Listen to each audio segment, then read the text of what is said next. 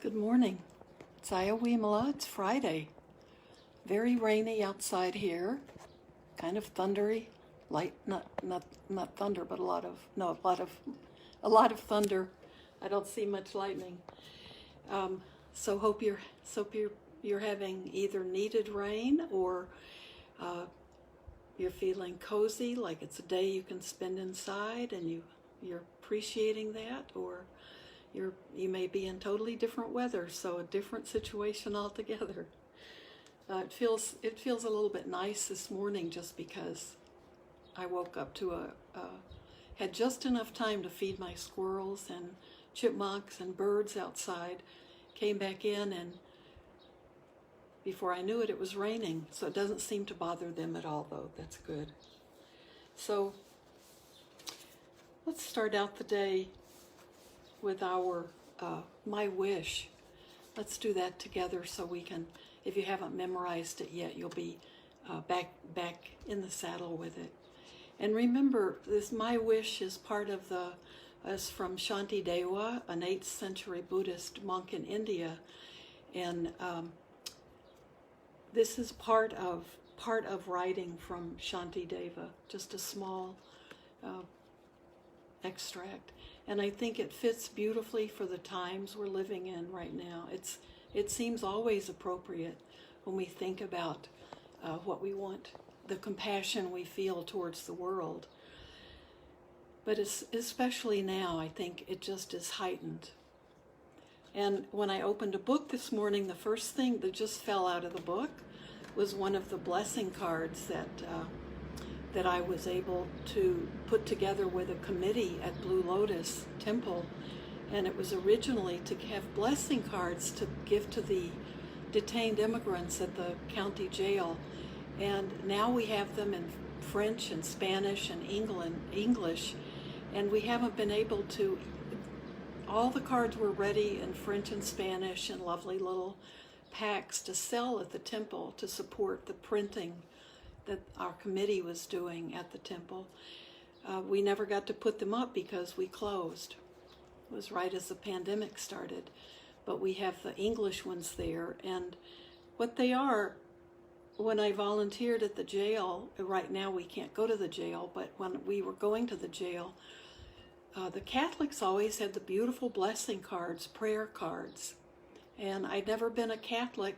I've been a lot of other things, but never a Catholic. And I always have loved the little prayer cards. And so the committee at Blue Lotus and I put together a set with all of the 7 wishes and the blessings, the prayers for the people who need protection and our compassion. We made a separate card for each line of my wish.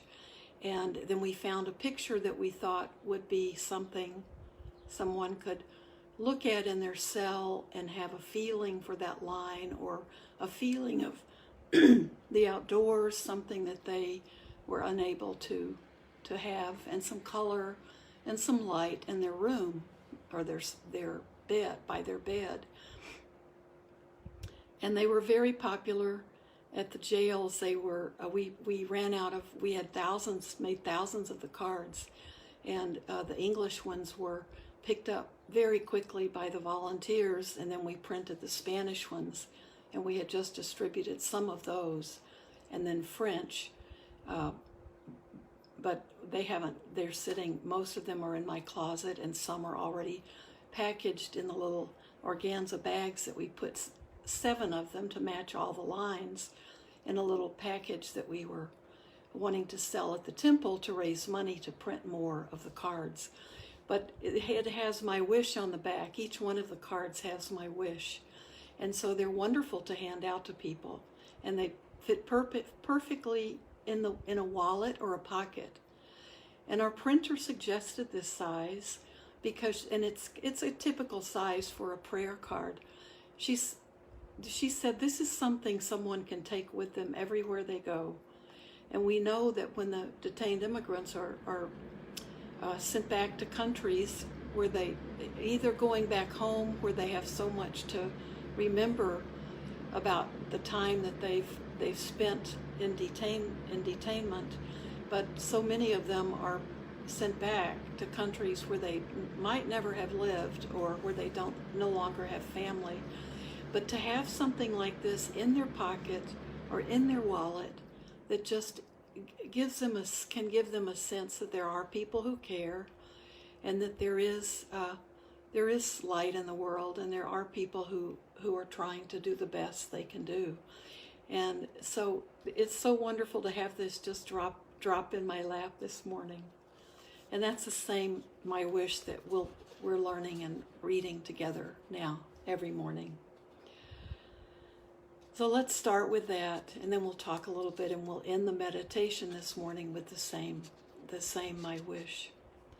May I become at all times, both now and forever, a protector for those without protection, a guide for those who have lost their way, a ship for those with an ocean to cross, a sanctuary for those in danger, a lamp for those without light, a place of refuge for those who lack shelter, and a servant to all in need.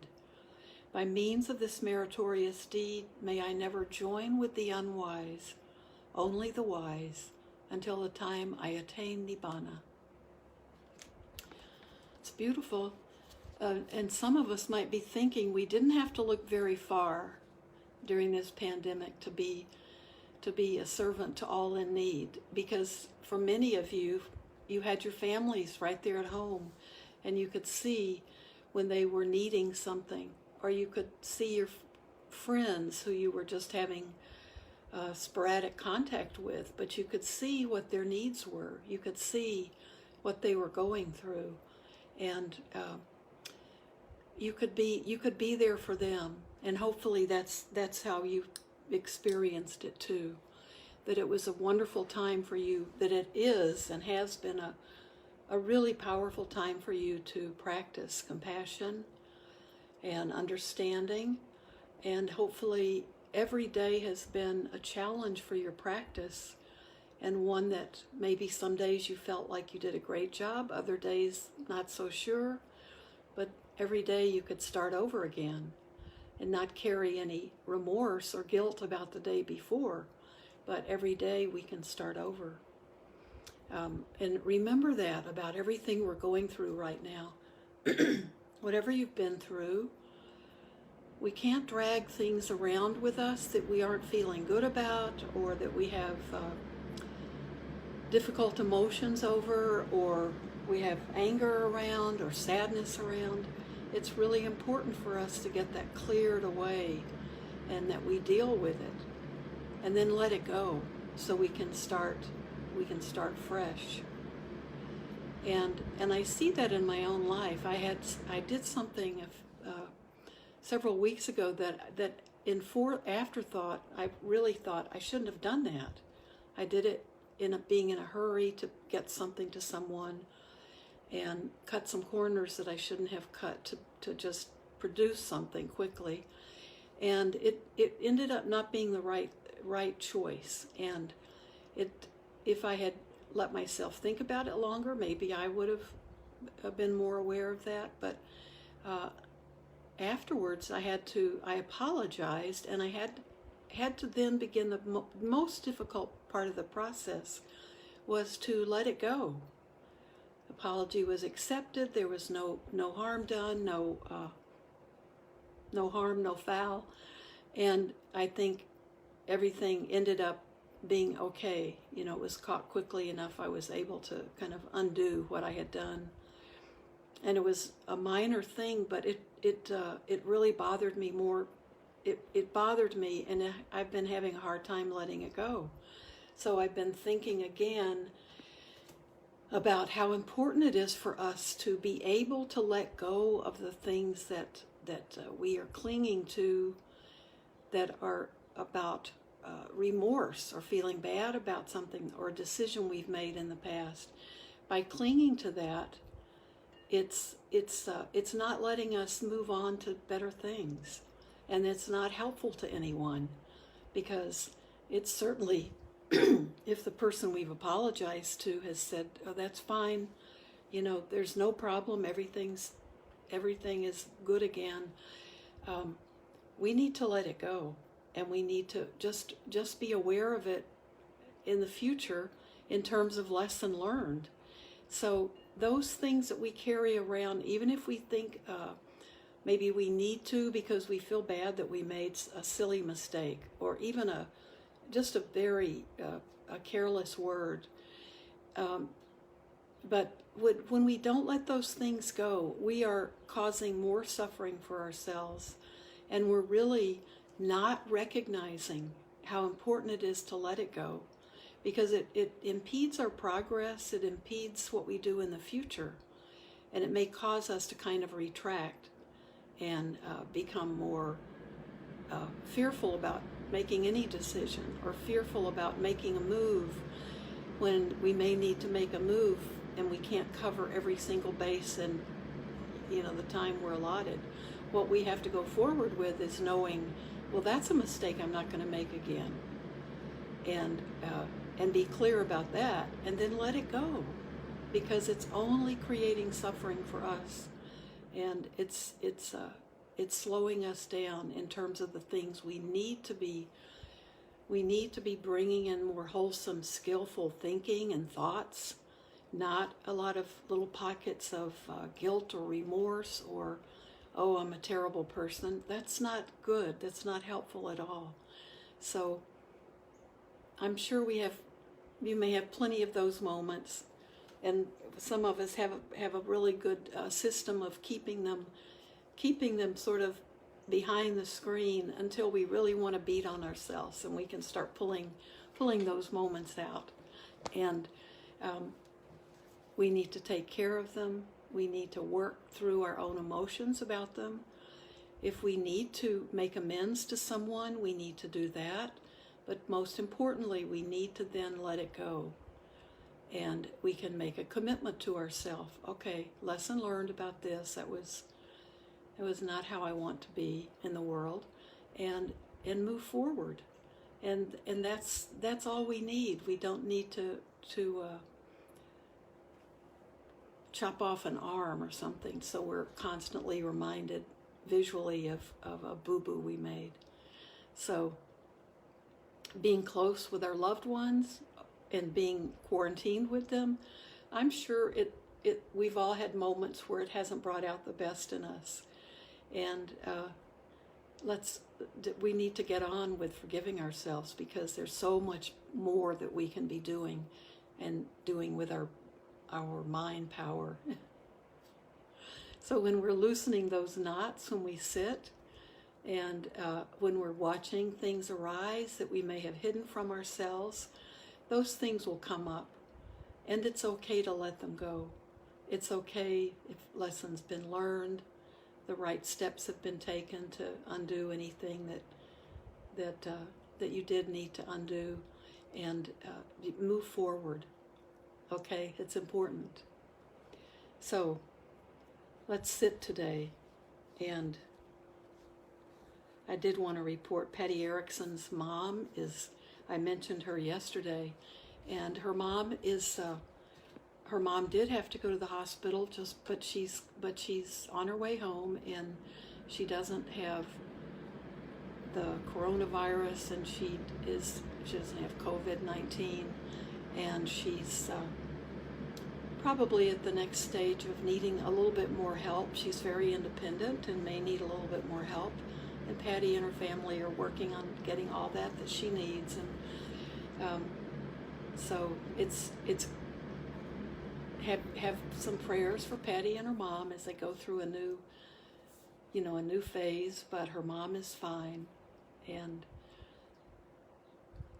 that's, for those of us who know Patty, we're happy about that. And you may know her mom. I haven't met her mom, but I've heard about her. So let's sit.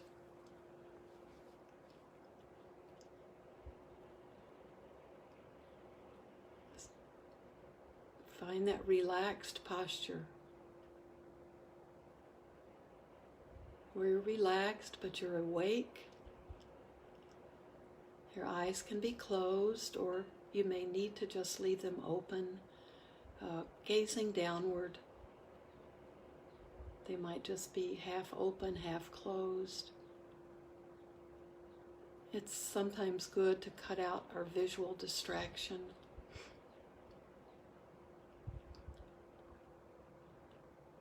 Just gives us one less distraction to deal with. Our senses are awake and open. Our other senses, our 5 other senses. But we can let go of our thoughts. That means we don't quit thinking.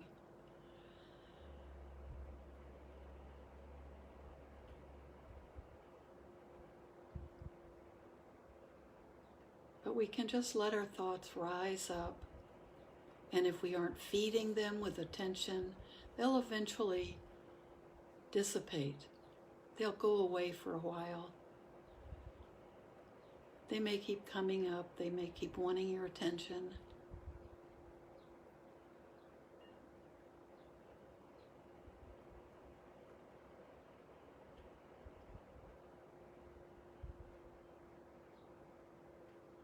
But just allow them to carry on their own creation without getting involved in feeding them with more attention, more thoughts, more directions to go in. When you see yourself doing that, just keep coming back to your breath.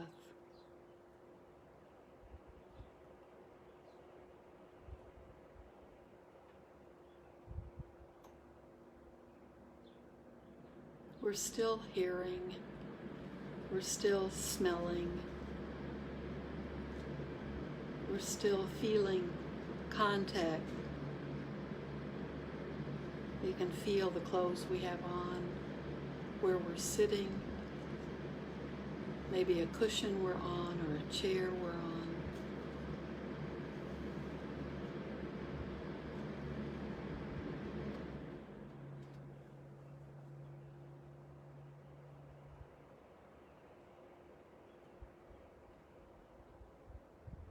You can feel if your mouth feels dry,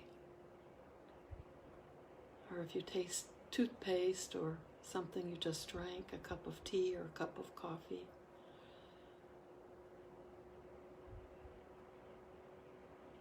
We're not closed off to the world, but we're able to be aware of those sensations and more, not having to react to everything, just being okay with it the way it is. We can still come back and focus on our breath.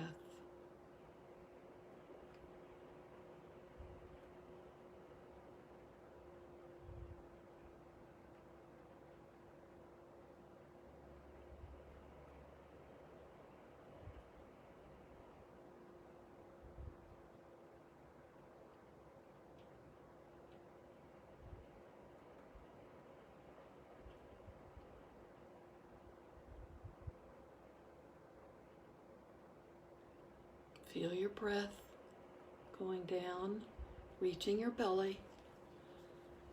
I just want to keep you from holding your breath in your upper chest. If you have any anxiety,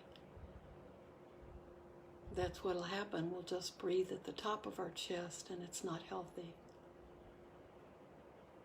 So as you're aware of your body breathing, be aware of it getting down and actually moving your belly out on the inhale and contracting a bit on the exhale.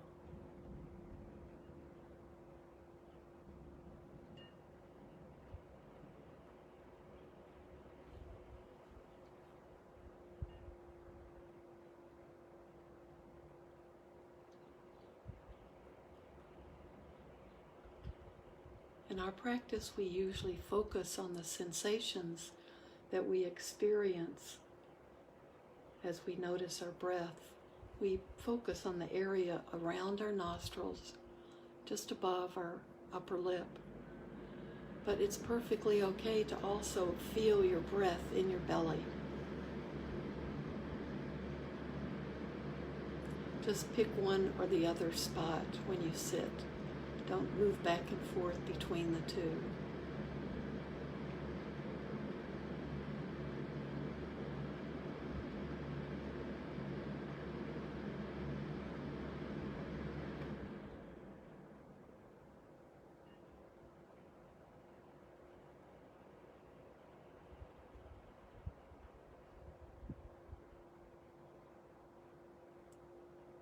You can breathe in, give it a number. Breathing in 1, breathing out 1, breathing in 2, breathing out 2, breathing in 3, breathing out 3,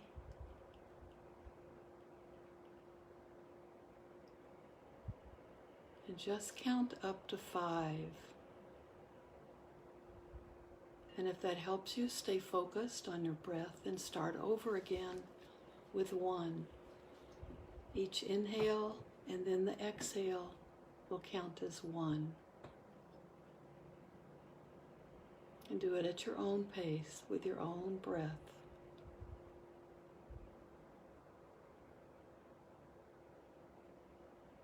Just count the breaths, don't control the breath.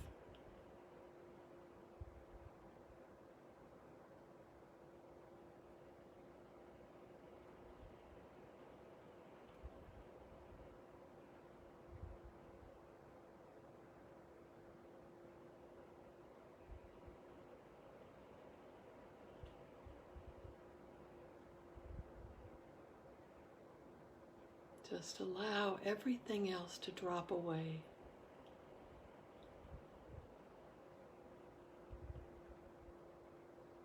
Just be in this moment.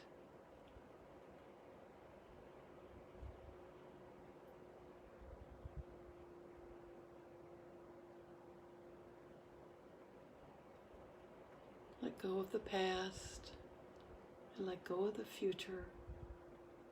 But be fully present in this moment.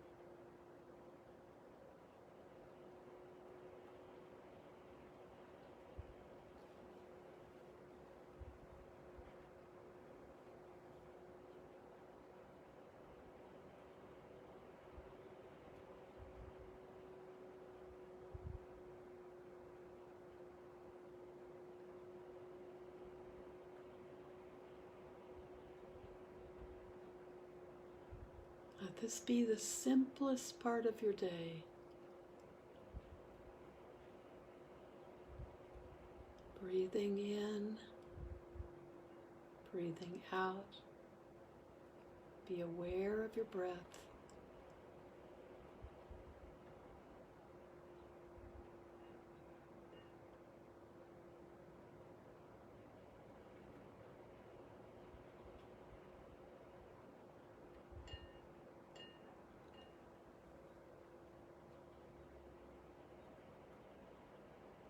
Be aware of this beautiful life. And it's beautiful because this human life is where we can do so much. And we have the consciousness that allows us to understand more.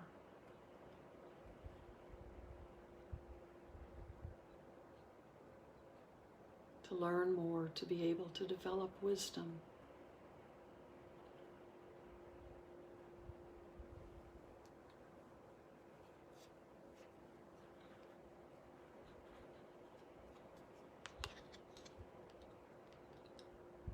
While we're still sitting in meditation, let me read. And recite this if you can, if you know it.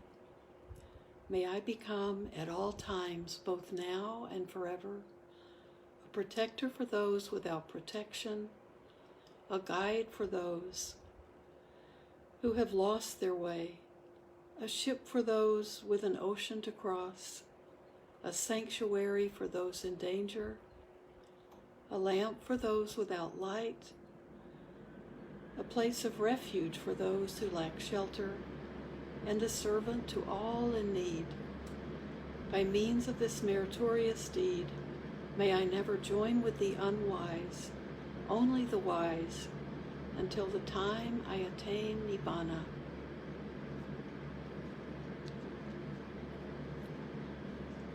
So I just want to add, remember, if you're not a Buddhist, this is still a beautiful expression of the heart, of compassion. And at the end it says, may I never join with the unwise, only the wise, until the time I attain Nibbana. Nibbana means just total liberation, total release. And all spiritual paths have that. We might call it heaven, we might call it liberation.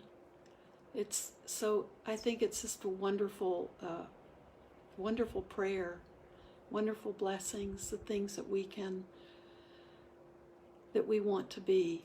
These are the intentions we're putting out there. And think of it for yourself too, because that's where we begin. We begin with ourselves, caring enough about ourselves to feel this way towards ourselves, and then as we become stronger and more compassionate, our natural growth is to expand it out to others. But begin with yourself. So take care of yourself, find joy in your day, and if you've got somebody around you can hug, and it's okay to hug them, then hug someone. And that's kind of doing a virtual hug for those of us who aren't hugging these days. And just have a wonderful day. And I'm not sure if I think I will not be doing a meditation tomorrow morning. If Upal Gamaj is going to be speaking, he's going to do a virtual talk. And I've met him before, and I've heard his teaching when I was at Nilambe, the retreat center that he runs in Sri Lanka. And he's such a gentle, wonderful man, and his teaching is very powerful. So hopefully that's been canceled once, but it's back on for tomorrow at 10 a.m. I think it's 10 a.m. And that's usually when I do a meditation. So I think for tomorrow, I don't want to crowd. I know I'm on Facebook, and that's done through Zoom, but I don't want to create any kind of confusion for people. So I'll be here again on Sunday. So thank you so much for being with me, and hope your day is beautiful. And if you can keep sitting right now, keep sitting. Okay? Bye-bye.